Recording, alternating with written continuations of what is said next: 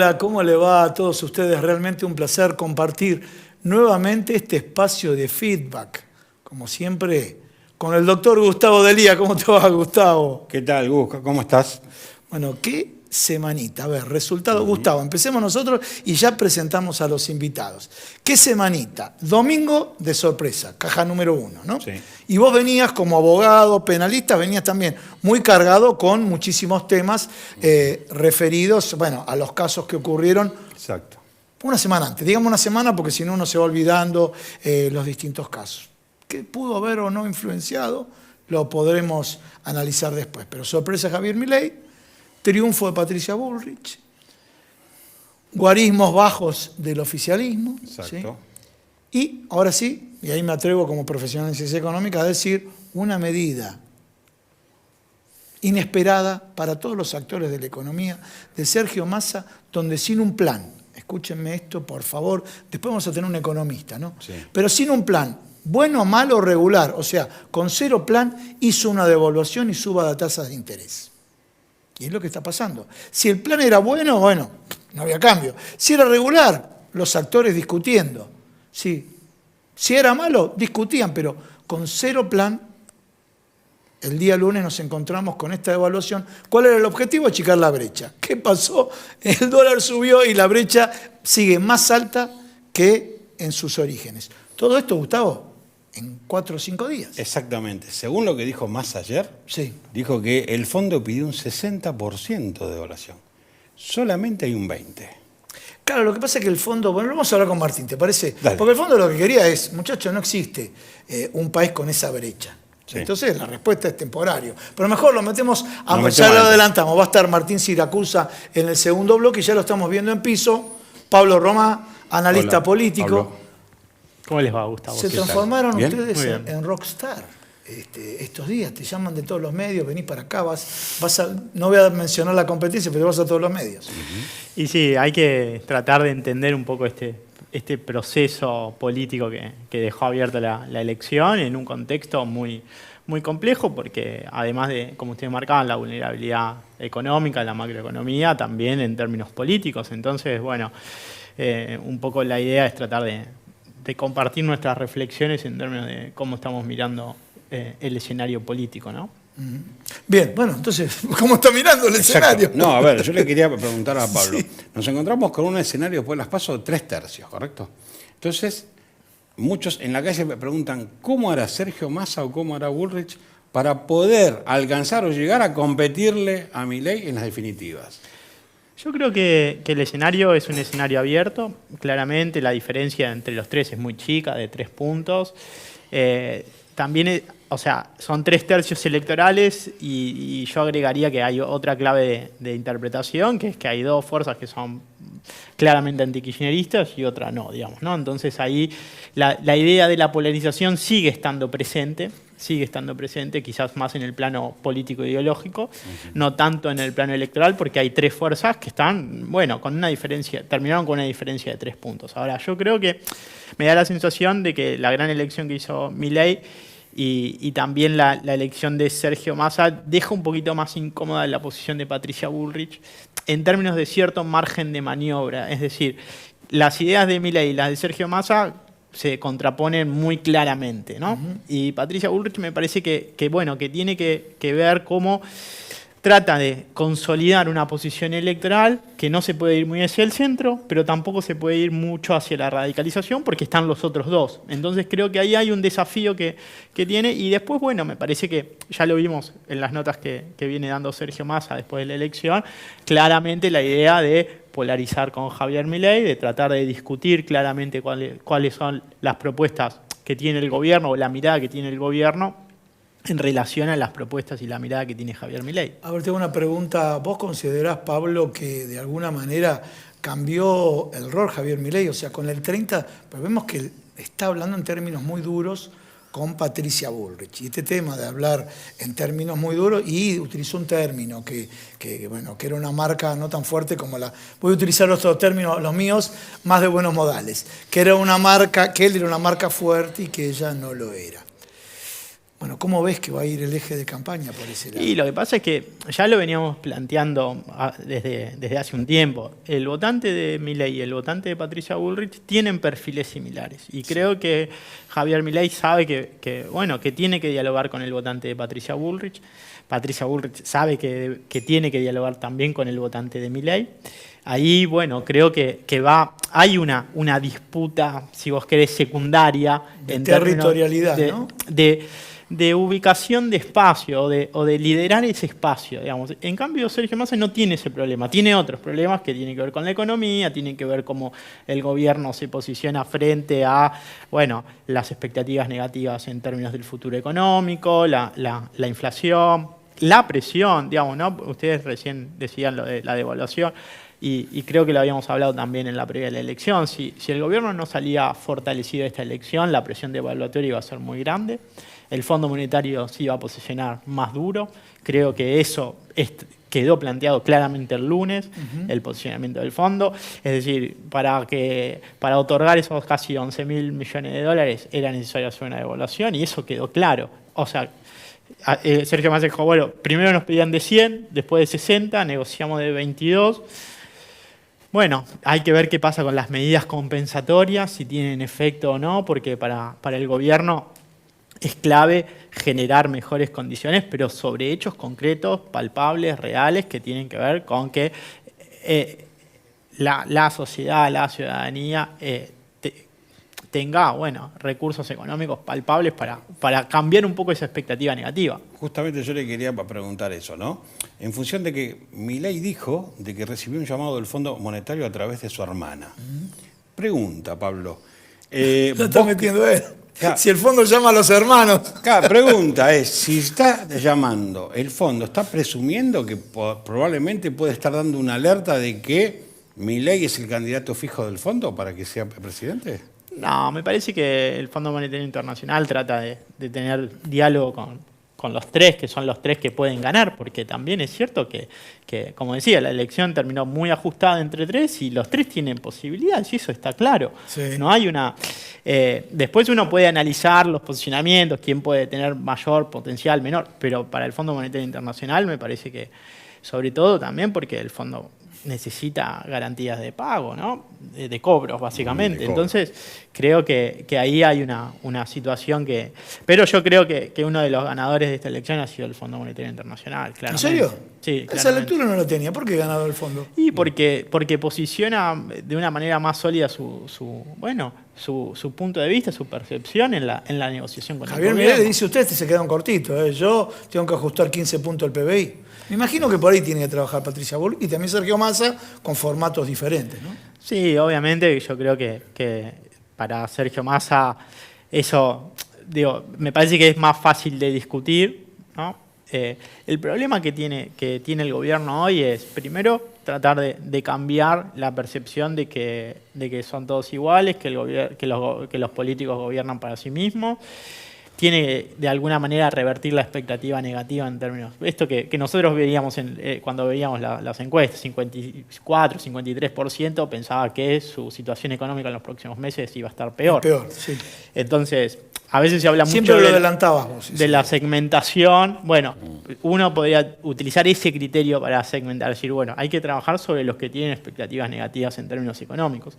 Y eso, bueno, creo que será un desafío para el gobierno. También creo que en términos más políticos el gobierno necesita una charla con los gobernadores peronistas y los intendentes del conurbano. Me parece que... Carlos Pagni el día lunes, con Urbano, mostró la diferencia que había del oficialismo, Sí. la diferencia que había de intención de voto. Y en algunos A distritos los hay casi de intendentes 25 puntos. versus presidente, ¿no? Sí, sí. Esto se dio en distintos lugares. No, y también le pasó en Mendoza, por ejemplo, ¿no? Sí. A Patricia Bullrich con Cornejo, digamos, siendo Luis Petri un radical referente. mendocino que es el candidato a vicepresidente de Patricia Bullrich. No es que eso explica el resultado de Milei, pero sí me parece que es un dato también o una variable más a considerar en este análisis más general, más global de lo que ha sido esta elección, porque evidentemente los resultados, el volumen electoral de Milei en el interior del país ha sido extraordinario, ha sido de una magnitud muy grande. Es evidente que después de las PASO el gobierno quedó totalmente debilitado. Anestesiado. Mi pregunta es, ¿tiene oxígeno para terminar el mandato? Porque yo lo veo que la vorágine, que la devaluación, los sucesos, cómo vienen, es decir, los términos que hoy estamos viviendo, la gente que no llega a fin de mes, el dólar blue que vuela por los aires. ¿Cómo llega este gobierno herido, golpeado, perimido? ¿Cómo llega? Yo creo que sí. Me parece que no sé si hay riesgo de eso, de que el gobierno no... De gobernabilidad, de gobernabilidad no lo veo. Sí entiendo que frente a este resultado hay un posicionamiento más duro de aquellos que están enfrentados al gobierno, ¿no? Y que la presión va a ser más grande. Lo dijimos en la previa, digamos, ¿no? Dijimos, bueno, la presión del tipo de cambio que sufrió el gobierno en las semanas previas a la elección, bueno, en la semana posterior también se mantuvo. Pasó Mauricio Macri en la elección hace 4 años. Claro. Convengamos que es un escenario que se repite. Digamos, no solamente por una presión política, sino también porque hay problemas económicos estructurales que hacen a que eso sea un problema. Ahora, yo no veo que haya un escenario de que el gobierno no llegue, al contrario, me parece que digamos, la carta fuerte de Sergio Massa es la posibilidad de resolver determinadas situaciones, determinados conflictos, tratar de generar una idea de firmeza que a este gobierno le ha faltado un poco. Y también me parece que hay una sobredimensión de ciertas características del gobierno que no es tal, porque si uno pensara, bueno, Alberto Fernández avanzó con Vicentín y eso no sucedió, digamos, ¿no? Y hay un montón de situaciones en las que el gobierno avanzó y retrocedió, y creo que este perfil que quizás plantea Milei del gobierno comunista, estatizador, digamos, que se queda con todo, no está dentro de lo real, me parece. Entonces, eso creo que un poco sobredimensiona un posicionamiento que quizás en los discursos puede tener un poco esta idea de que el gobierno está tan mal, Dijo lo mismo de Patricia Bullrich, Javier Milei. Dijo lo mismo de Patricia Bullrich. O sea, empieza el juego de posicionamiento, desposicionamiento, juega de manera tal que, no sé si te pregunto a vos, si le quita o no credibilidad, ¿no? No, yo creo que en la medida que Javier Milei lleve más al extremo de su discurso, pierde un poco de eficacia, digamos, ¿no? Porque cuando uno sobredimensiona cosas, después la realidad te marca que no es tan así. Y creo que en ese sentido lo lleva también al gobierno a discutir en un término que al gobierno lo puede fortalecer un poco, porque frente a esa idea de espanto, de crisis, ¿no? El gobierno puede generar otra representación de lo que puede llegar a ser Argentina después del 10 de diciembre, ¿no? Pablito, muchísimas gracias. No, es un placer. Señores, ¿saben qué? Les vamos a mostrar la pilcha, así lo digo, que se viste el doctor Gustavo Delía. Yo le vendo la ropa a él, ¿eh? Ahí está. Sí.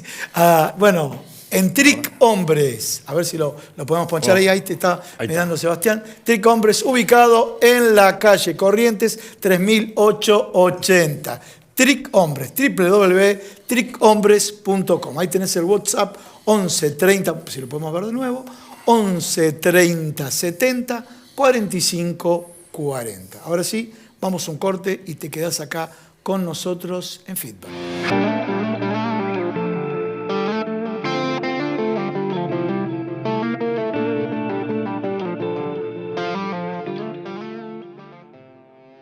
XLFM Digital Radio.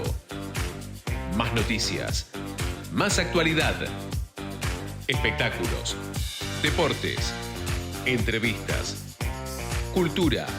XLFM, la radio online de Buenos Aires.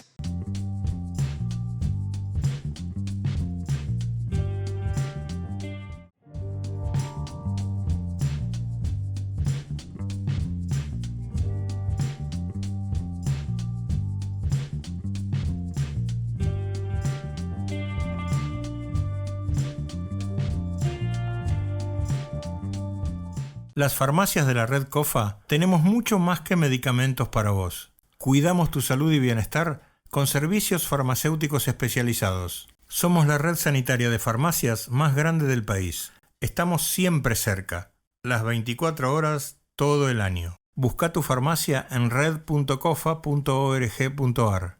Confederación Farmacéutica Argentina.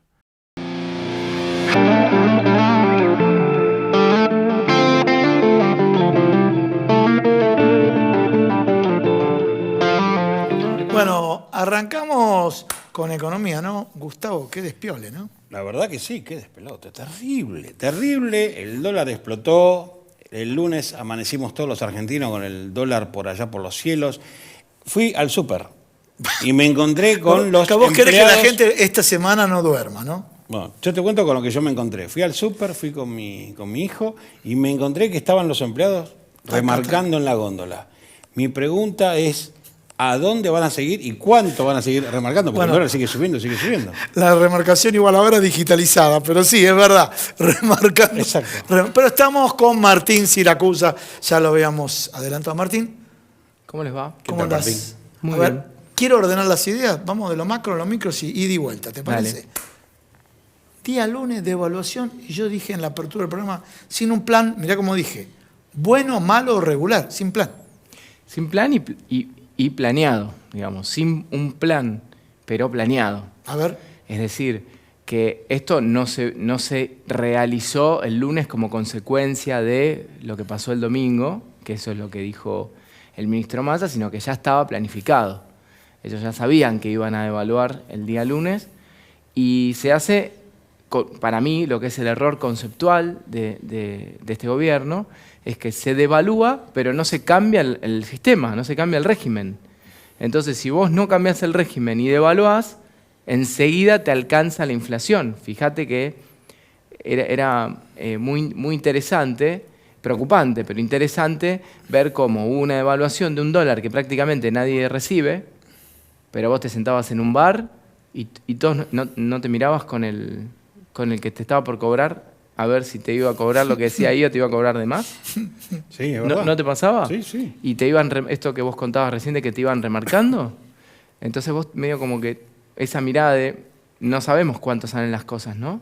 Y eso te muestra que no tuvo ningún sentido prácticamente esa devaluación. El primer día pudieron comprar dólares el Banco Central, compró 200 millones, sí. pero esto ya está. Ya se fumó. Ya se fumó.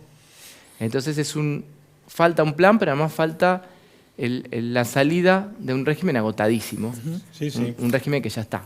Vos sabés que te quería consultar algo, porque el primer día salió Milei a hablar a todos los medios diciendo de que la dolarización era ya, si él llegaba a la presidencia, era un hecho.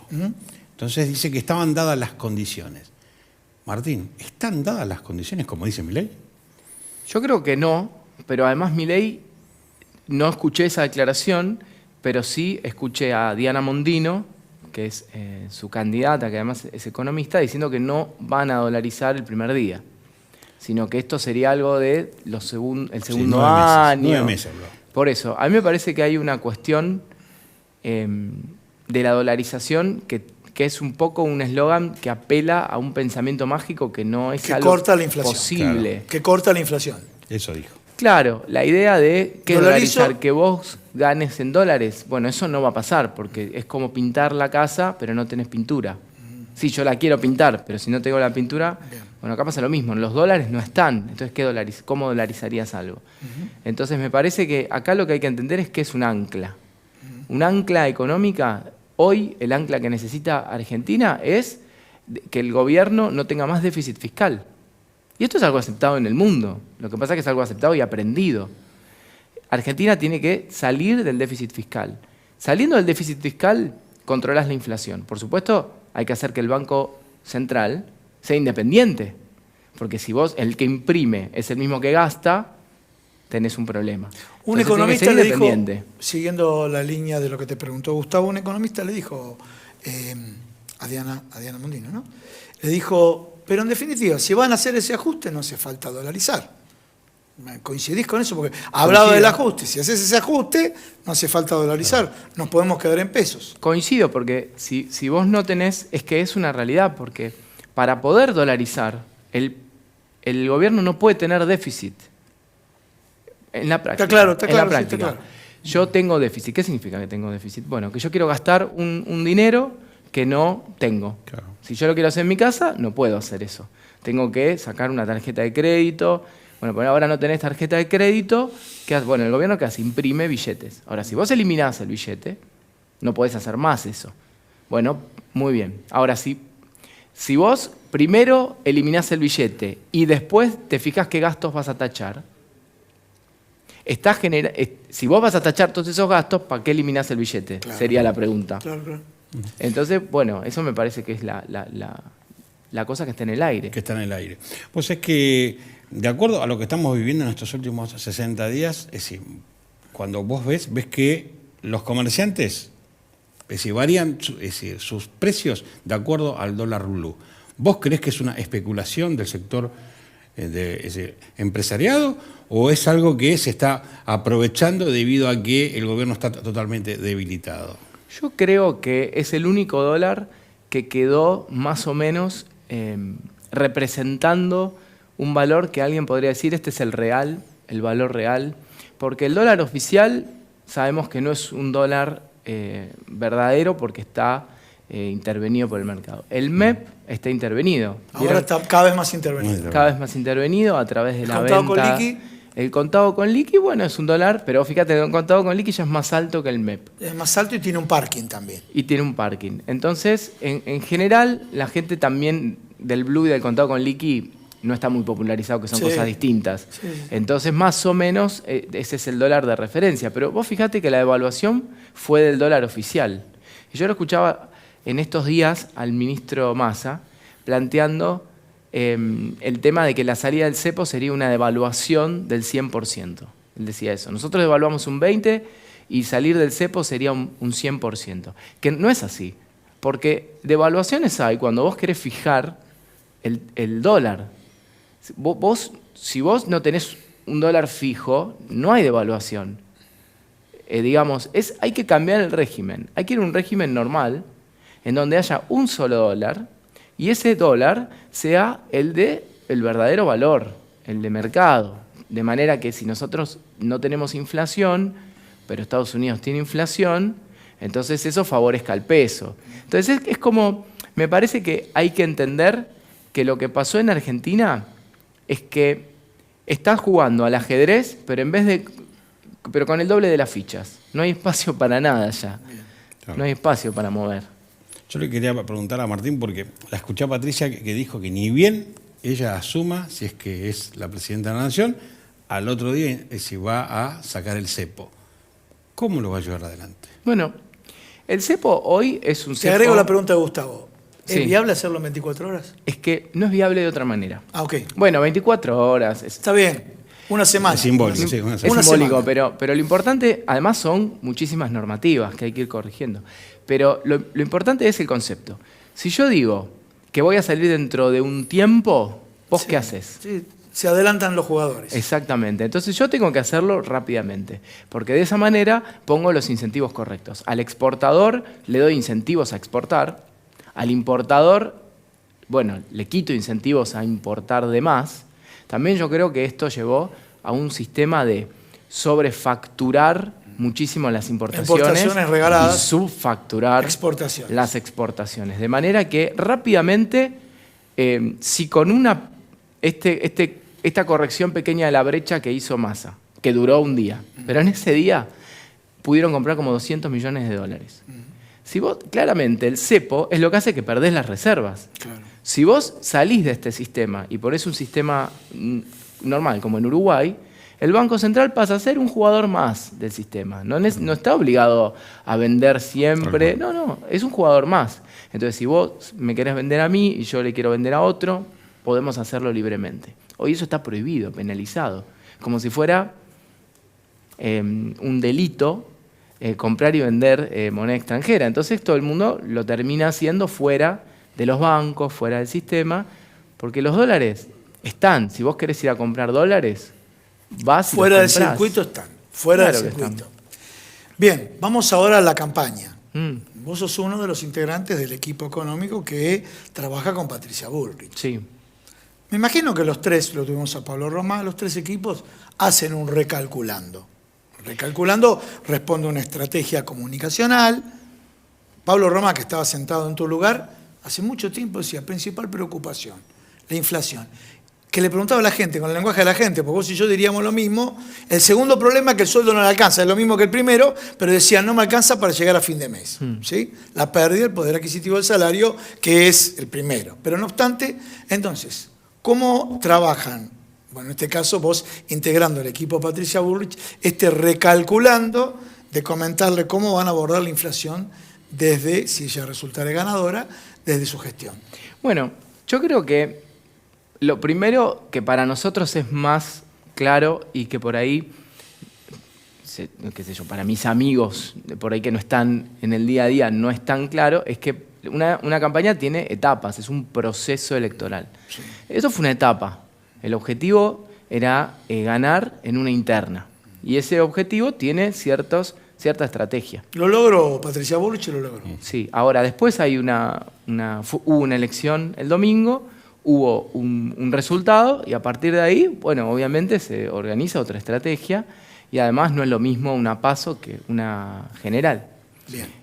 Porque cambian un montón de cosas ahora. Ahora estamos integrando equipos. Pero ahora la gente le va a pedir a ustedes, háblenme de economía sí. en un lenguaje claro sí. y que yo quiera entender. Sí. ¿Sí? Y ahorita dijo vos. Bueno, y ahí está la otra parte, la autenticidad. Yo creo que lo que nunca puede perder un candidato, y Patricia tiene, es su autenticidad. Patricia es una persona que no está coachada. Ella es así. Es una persona que escucha, analiza, piensa, pero es ella. Entonces, ahí está la verdad de las cosas. Lo que nosotros planteamos como nuestras propuestas, nuestros ejes para bajar la inflación, es el mismo. Eso no lo cambiamos, no es que nosotros dijimos una cosa y ahora vamos a cambiarla. La verdad es que para nosotros sabemos que es así, porque eso es lo que dice la práctica, no solo la teoría ya. Si vos dejás de emitir, la inflación cede. Lo que pasa es que para dejar de emitir hay que tener un déficit fiscal cero o un superávit, y eso es lo que vamos a agregar como novedad al presupuesto de este año para el año que viene. Nosotros queremos votar el presupuesto únicamente si no hay déficit. Tenemos un minutito. Un minuto. La última preguntita, Martín. Patricia, todos sabemos que ganó porque salió y fue al territorio y habló con la gente y caminó entre la gente y habló y expuso sus ideas. ¿Esta segunda etapa va a ser lo mismo? Yo no lo sé, pero espero que sí, porque realmente a mí me parece que la candidatura de Patricia surgió un poco de la gente. En esos primeros viajes de presentación de libro, de un libro que habíamos sacado sobre la gestión, nos pasaba que la gente le pedía que sea presidenta. El año pasado se hablaba de Rodríguez Larreta, no me cabe la menor duda. ¿Sí? Sí, y eventualmente una presentación de Mauricio Macri. Claro. En los términos y que se sin hablaba recursos, hace un año. Sí. Sin recursos, un poco eso se fue dando. Mucha gente que en redes sociales, que también en la calle, fue dándole su apoyo. Y creo que eso no hay que perderlo, porque es parte de su autenticidad, ¿no? Nuevamente. Sí. Martín, muchísimas gracias. No, gracias a ustedes por invitarme. Pasó volando, ¿eh? La verdad que sí, la verdad que estuvo bueno, aparte de escuchar a dos eminencias como Pablo Romá y como Martín Siracusa, se pasa volando. Señores, nos despedimos a todos ustedes y nos vemos la semana que viene. También tengo que hacer los agradecimientos a Sastrería Windsor. Este saco y camisa son de Sastrería Windsor, ubicado en la calle Maipú 843, @Sastrería Windsor. Y ahora sí, hasta la semana que viene. Chao.